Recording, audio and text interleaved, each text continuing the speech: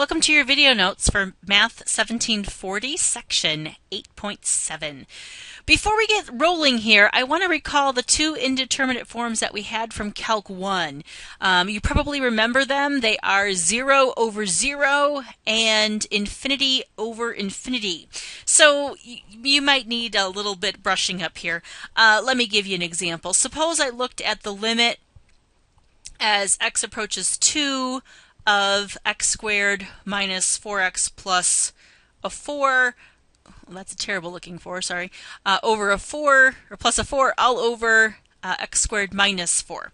And you can see here that if you plug in a 2 everywhere you see an x, I'm going to have a 4 minus an 8 plus a 4, that's a 0 in the numerator, and downstairs in the denominator I'm going to have a 4 minus a 4, which is also a 0. So your only course of action, right, was to factor, and you have x minus a 2 times an x minus a 2, all divided by x minus 2 times x plus 2. And you said, hey, look, I can make a 1 here, x minus a 2 divided by x minus a 2. And now when I look at plugging in a 2 for x, I'm golden. I don't get the 0 over 0 anymore. I am going to, in fact, get what, a 0 divided by a 4, which is 0. So that's how we evaluated a limit like that. The other kind of indeterminate form that we had was infinity over infinity, and you might remember that as something like this. Suppose I'm looking at the limit as x goes to infinity of 3x squared divided by x cubed plus 7. And the trick to this, before you memorized what was going on, was to divide by the highest power of x that was in the denominator. So you isolated this guy and you said, hey, look, x to the third is the top dog. So what I'm going to do is I'm going to take the 3x squared and divide it by x to the third, and I'm going to take everybody in the denominator and divide it by x to the third. And this was all cool because if whenever I did the numerator, I did the denominator, it was going to be the same. So I simplified this. I know you've blocked this out because you learned the shortcut already, and that's fine. I'm going to have 3 divided by x, all divided by a 1 plus 7 over x to the third. And then you said, hey, if I let x go to infinity, I know that 3 over x is going to go to 0, and so is 7 over x to the third. So basically what I'm going to get here is a 0 divided by 1, or like a 1 plus 0, which is going to be 0. Now, of course, all our limits aren't always going to turn out to be 0. That's just how these happened to be. So here we are in Calc 2. You are going to find out that there are 5 more indeterminate forms. That's right. There's an indeterminate form for every day of the week. So these are the two that we remember from Calc 1, 0 over 0, infinity over infinity. We are going to get 5 more in this section. Before we get there, I do want to remind you of a few things.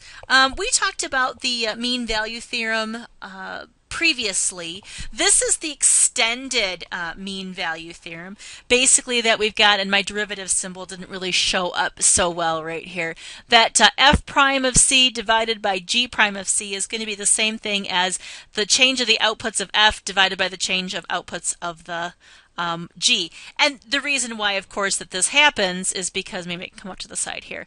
If you looked at f prime of c, you know, we're looking at, for mean value theorem, it's f of b minus f of a, all divided by b minus a. As soon as you take that and divide it by g prime of c, you're going to get g of b minus g of a, and that's all over b minus a. And if you look at it, these guys are both divided by b minus a, so they are going to undo each other there. L'Hopital's rule is something new, and this is actually on page 570 in your textbook. And what it says, and this is very, very important, what it says is that if I have one of the situations like we just had talked about, if my limit as x approaches c of f of c divided by g of c is equal to 0 over 0, or it's equal to infinity over infinity, because this c right here, that could be certainly could be infinity. So if I have 0 over 0 or infinity over infinity, then I know that the limit as x approaches c of f of c divided by g of c is going to be the same thing as f prime of c divided by g prime of c.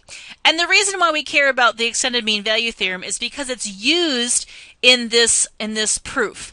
And if you look at it, you can go to Appendix A if you are interested in that.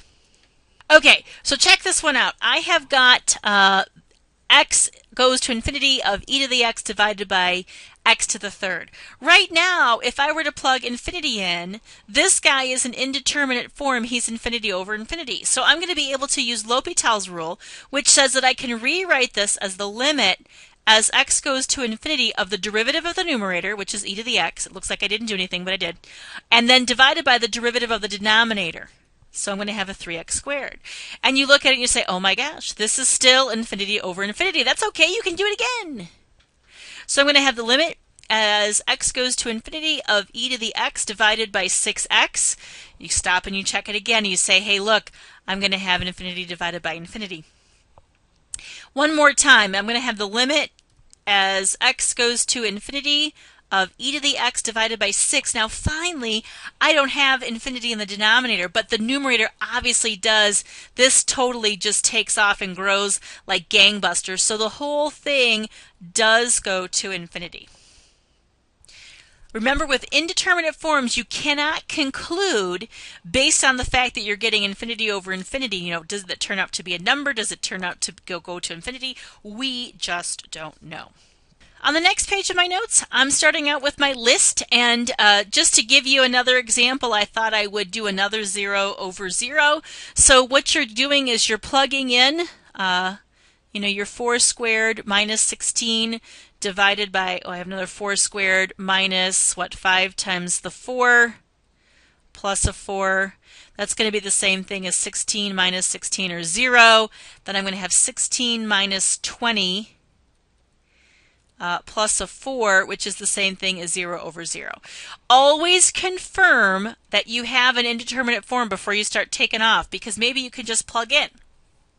All right, so we want to, you could factor this, but why not use L'Hopital's rule? It fits, right? L'Hopital's rule works when you have infinity over infinity or 0 over 0. So I'm going to have the limit as x goes to 4 of, let's see, x plus 4 times, oh my gosh, I'm factoring now instead of doing L'Hopital's rule, Gunkelman.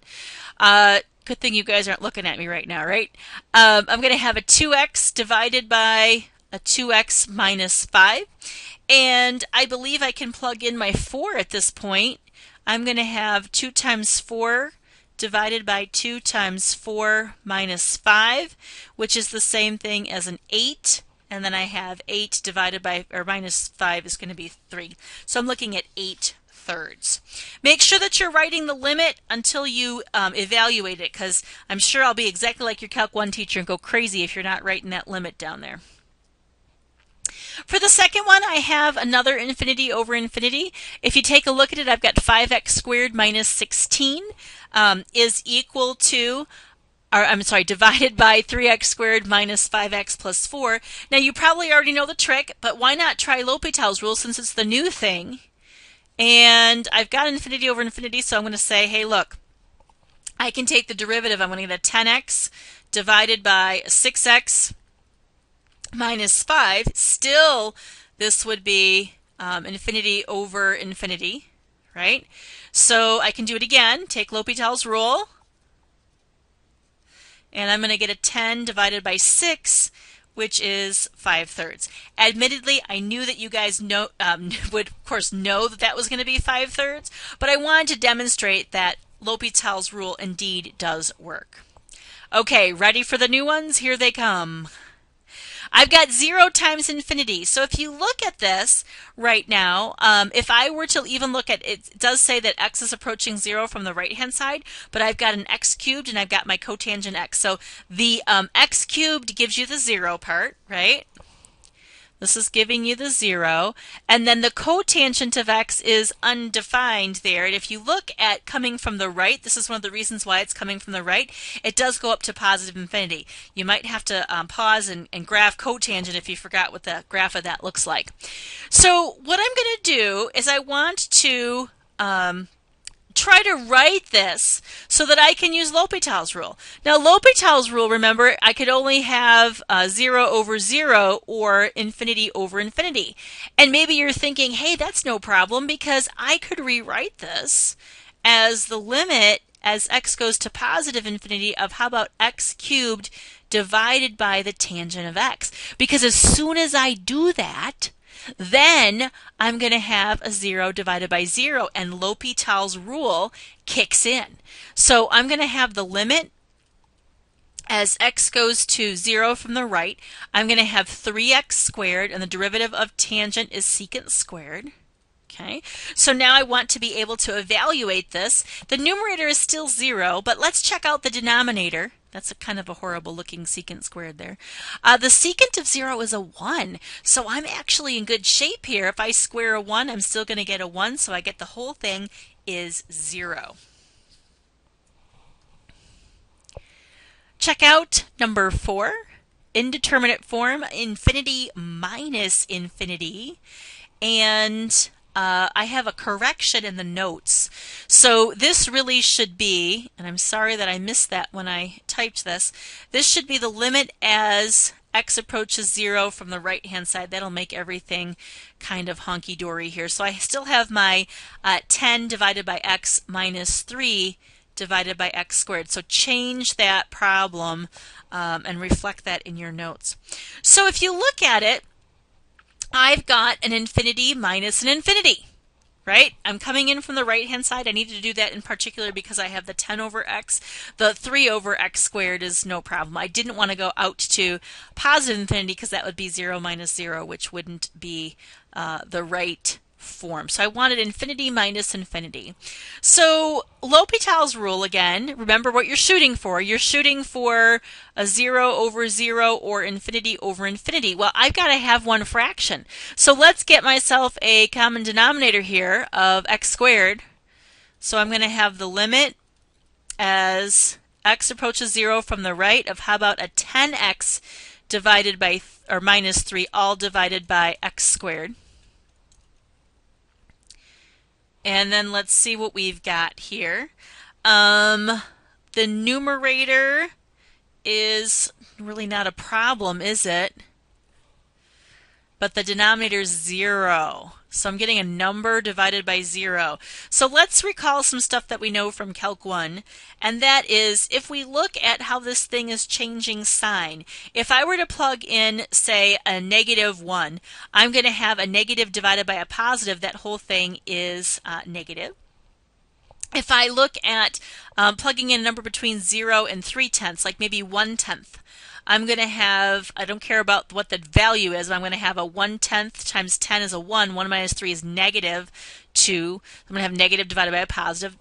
Denominator is always going to be positive. Something bigger than 3/10, like maybe a 1, I'm going to have positive divided by positive. Now what we really care about, of course, is as we approach 0 from the right-hand side. So it happens to be the same from the right and from the left this time, but I'm going, it's negative, right? And it's not defined when x is certainly 0. So I'm cruising down toward negative infinity. So that has got to be negative infinity there. So I did not use L'Hopital's rule this time. Don't forget, you can still use all the other rules and tricks that you did for limits back from Calc 1. And on to number 5. What we've got here is 0 to the 0. If you look at it, the x minus 4 is going to be 0 as x approaches 4 in both cases. So those guys are my zeros, and that's causing us a little bit of grief there. So I'm going to do a little bit of a trick, and I'm going to say, hey, I'm going to let y equal the limit as x approaches 4 from the right of 3 times the quantity x minus 4 all raised to the x minus 4.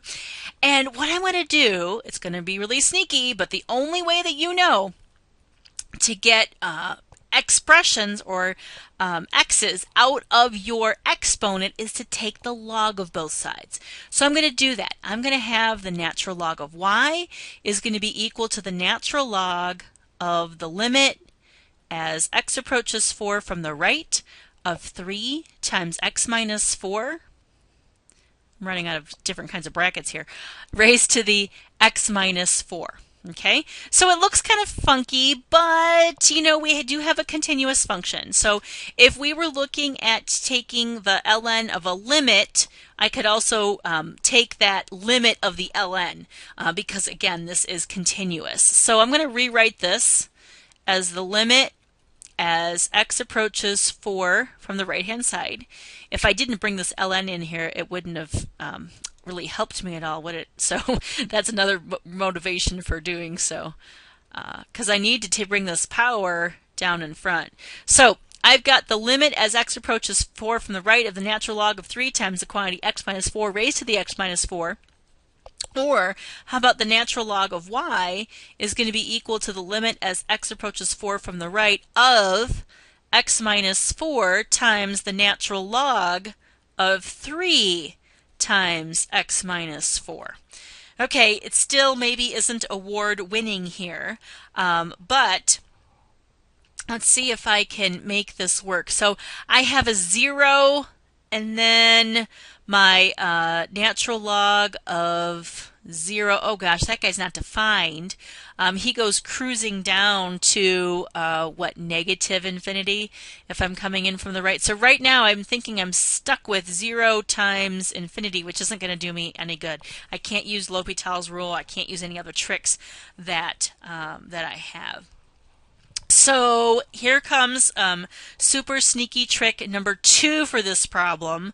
I've got the natural log of y is equal to the limit as x approaches 4 from the right of, now you got to watch this action carefully here. I'm going to have the natural log of 3 times x minus 4, and that's all going to be divided by 1 over x minus 4. So this whole thing is my denominator. I don't want a curly bracket, my bad. Here we go. Something like that. Now, you're thinking, oh my gosh, how would I ever think to do that? Well, remember that L'Hopital's rule only works if you have 0 over 0 or infinity over infinity. So by making a fraction, I'm going to see if I can make this happen here. So I've got natural log of 3. So if I put in a 4 now, this guy is still undefined. He actually goes down to what, negative infinity, right? And then the denominator, if I'm coming into 4 from the right-hand side, that goes up to positive infinity. That applies for L'Hopital's rule. This could be plus or minus, and I probably didn't say that. I apologize for that mistake. So what we've got is, I can do L'Hopital's rule, but I don't really like the way that the form is right now. It looks somewhat scary, so I'm going to have the natural log of 3 times x minus 4, a little squishy there, divided by x minus 4 to the negative 1, so I can take my derivative. So I'm going to have natural log of y is going to be equal to the limit as x approaches 4 from the right. Now when I go ahead and take my derivative, I'm going to have 1 divided by the argument of the log multiplied by the derivative of the inside, which is going to be a 3. And then I'm going to have a negative x minus 4 to the negative 2 multiplied by the derivative of what's inside is just going to be a 1, so I don't have to worry about it. I'm looking at the natural log of y being equal to the limit as x approaches 4 from the right-hand side, and I'm looking at, let's see, my 3's certainly are going to divide out here. I really have x minus 4 to the negative 1 divided by a negative x to the 4 to the negative 2. So I think I'm looking here at the opposite of x minus 4. So I think I can finally plug in the 4, and I'm going to get a 0. So the natural log of y is equal to 0. I'm going to have to pause and see if I can make some more room here. All right, I shrunk everything up a little bit, so hopefully it fits. So I've got to the point where I've got natural log of y is 0 here, that is the same thing as saying that, let's see, if I did e raised to the natural log of y is going to be equal to e to the 0, I would get that y is equal to a 1. So if you look way back at the beginning, I had named y equal to that particular limit. So I'm getting a 1 there for this particular example. We still have 2 more of these indeterminate forms that we want to take a look at. So I'm going to go ahead and flip the page. The 6th one that I have is infinity to the 0 power. And this should look somewhat familiar. You might have seen something similar to this in the past. I've got the limit as x approaches infinity, all raised to the 1 over x. So 1 plus x definitely goes to infinity. The 1 over x as x goes to infinity is going to go to 0. So I definitely have this indeterminate form, infinity to the 0 power. So last time we said if you have a expression as an exponent, or x's are up there, we're going to do this let the y equal the thing trick and then take the limit of, the ln of both sides. So I'm going to have ln of y is going to be equal to, and I won't make you write it twice. So if you want to go ahead and say, hey, this thing is going to be continuous, and I can just say that I'm going to have the limit as x approaches infinity of the natural log of 1 plus x all raised to the 1 over x. That's awesome. Okay, I'm not going to make you write it twice as an ln of the limit and then flip the order. So we're okay there. So I'm going to bring that power down. So I'm going to have the natural log of y is going to be equal to the limit as x approaches infinity of 1 over x times the natural log of 1 plus x, and this is almost handed to you on a platter because you can see the fraction. I'm going to have ln of y is equal to the limit as x approaches infinity of the natural log of 1 plus x all divided by x. And if I plugged in infinity, and I know the scroll's really slow, but still the natural log at infinity is going to go increasingly up to infinity. So I have a situation where I've got infinity over infinity, and I can use L'Hopital's rule. So I'm going to have the natural log of y is going to be equal to the limit as x approaches infinity of, let's see, 1 divided by 1 plus x divided by a 1. So the natural log of y is going to be equal to the limit as x goes to infinity of basically 1 plus 1 over x. So the denominator is going to go crazy big, so the whole fraction is going to go small. This is not exciting because this is how the last one turned out, right? This is going to be the natural log of y is going to be equal to 0, or y is equal to a 1. So we definitely need to jazz that up and make sure that we have a different kind of number for that. Okay, so this one looks familiar, but if you switch the players here around a little bit, it's going to look very familiar, probably from Calc 1. I always do this one as a limit in Calc 1. Check this one out. I've got the limit as x approaches infinity of 1 plus 1 over x to the x. So I changed the players here a little bit so that the inside here, this is going to be going to a 1, and then the exponent goes crazy. So I've got basically a 1 to the infinity there, which is totally bizarre. So again, I have an x up in the exponent. I am going to rewrite this guy. I'm going to use this natural log trick because that's the only way I know to get him out of there. Natural log of y is going to be equal to the limit as x approaches infinity of the natural log of 1 plus 1 over x all to the x. And I am going to cruise that power down front. I'm going to have the limit as x approaches infinity of an x times the natural log of 1 plus 1 over x. And I don't seem to be doing any better here, do I? Oh, did I goof up? Oh, no, I'm fine. I have a little bit of a problem though, right? Because I don't have anything good. I've got an infinity times a 0 here, which is no good. That was one of our other indeterminate forms. I should have written that in pink there so you keep track of that guy. All right, so I'm in trouble. I need to do something else. So one of the tricks that we had on this particular lesson here was to make yourself a fraction. So I've got the ln of 1 plus 1 over x. How about all divided by 1 over x? And so what that's going to do for me now is that I'm going to get a 0 over a 0, and I'll be happy because then I can use L'Hopital's rule. So I'm going to have here the natural log of y is going to be equal to the limit as x approaches infinity of, let's see, the derivative of the natural log of 1 plus 1 over x. I've got to have a 1 over a 1 plus 1 over x, but then I have to have the derivative of a derivative of 1 over x, which is going to be what, a negative x to the negative 2.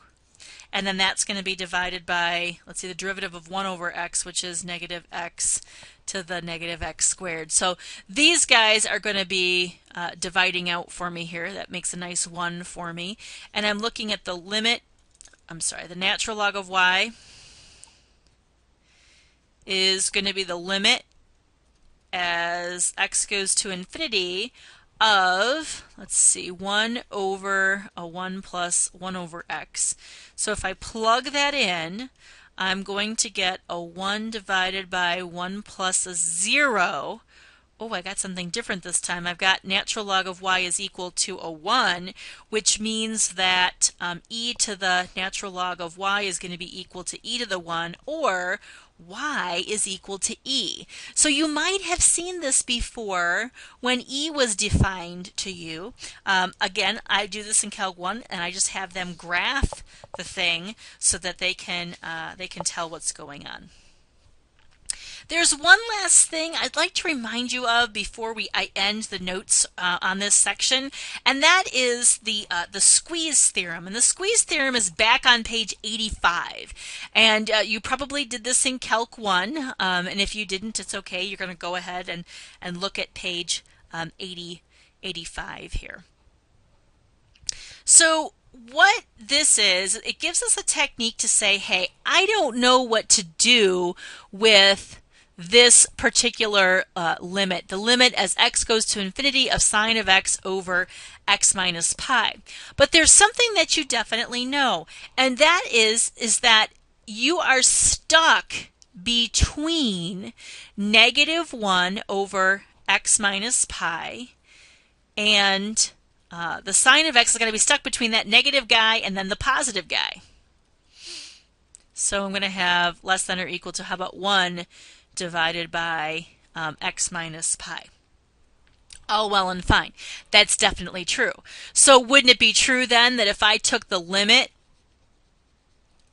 as x goes to infinity of each one of these pieces, that the inequality relationship still should be true? So I'm going to have the limit as x approaches infinity of, how about sine x divided by x minus pi, which is less than or equal to the limit as x goes to infinity of 1 over x minus pi. And so you say, okay, great, I can figure this out. I know that the limit as x goes to infinity of 1 over x minus pi, that whole thing is going to go to 0, as well as when I have it with the positive 1. So basically what I've got here is that 0 is less than or equal to the limit as x approaches infinity of the sine of x divided by x minus pi, which is less than or equal to 0. So what ends up happening is that this value of the limit as x approaches infinity of the sine x over x minus pi is stuck between those two zeros. So by the squeeze theorem, we have that the limit of x that approaches infinity of the sine of x divided by x minus pi must also be 0. So I'm going to have you practice these limits, manipulating these indeterminate forms, because when we come back at the next class for section 8.8, we're going to have to utilize this to evaluate some improper integrals. So that's where we're headed with the rest of this material. So I'm done with this section. You're going to want to go ahead and practice, and I'll see you in the next class.